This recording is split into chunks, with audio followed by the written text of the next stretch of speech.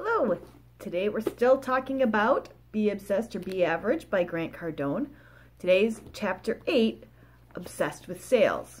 Now to be fair, most of the book is obsessed with sales, but that's the focus of this one.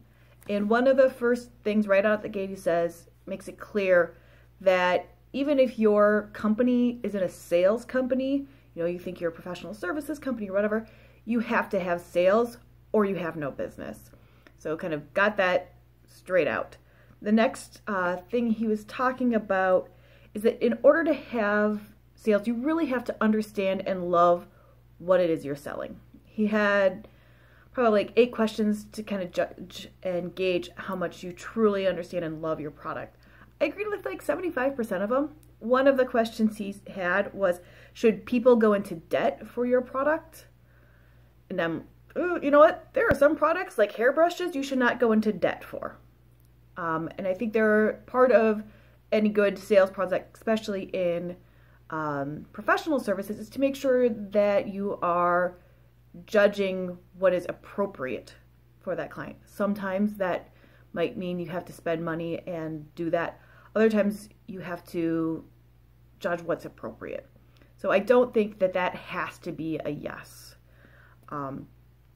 But I do like the idea of you really do have to believe in your product in order to have other people buy it. And one of the approaches he said is like commit to loving your product or change your product. And I liked that. If you don't own it, if you don't buy into it, why would anyone else? Another thing that he had is to talk about the never stop asking. You have to ask for the sale. And this is something that comes up a lot and something that bothers me when I'm talking about selling legal services, because I don't like the idea of selling legal services. I'm trying to help people. But you're right, you have to let people know that you do want to help them, and that you are willing to help them with their issues. So I think you have to be careful on how to ask.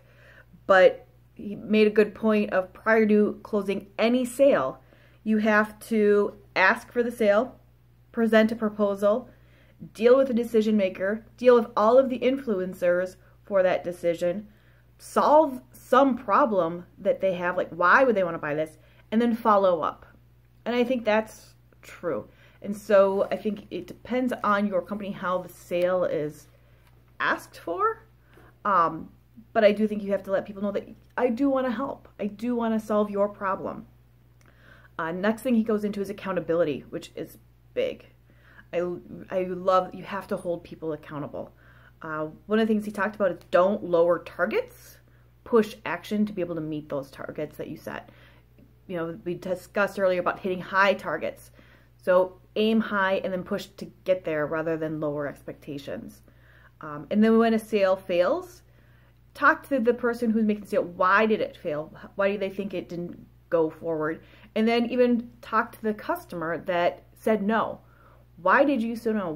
What made it feel like this wasn't a good option for you? That was interesting. I think it would be gutsy. I think it would take a lot of work, but that's part of what his whole thing is, right? Be obsessed and be willing to do the uncomfortable thing.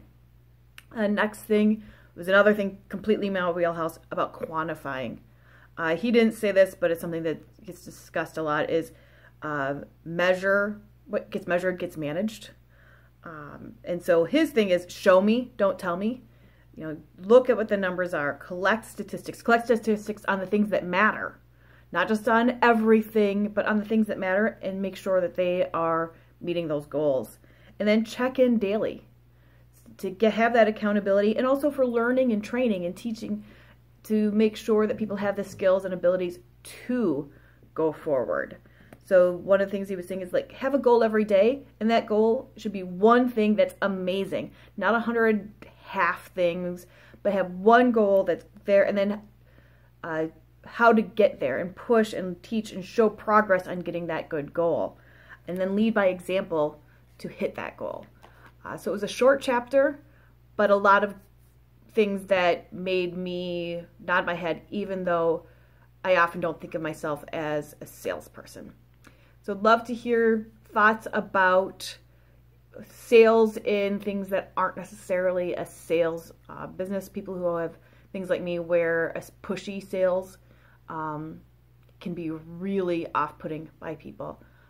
So I'd love to hear your thoughts on it. Thanks.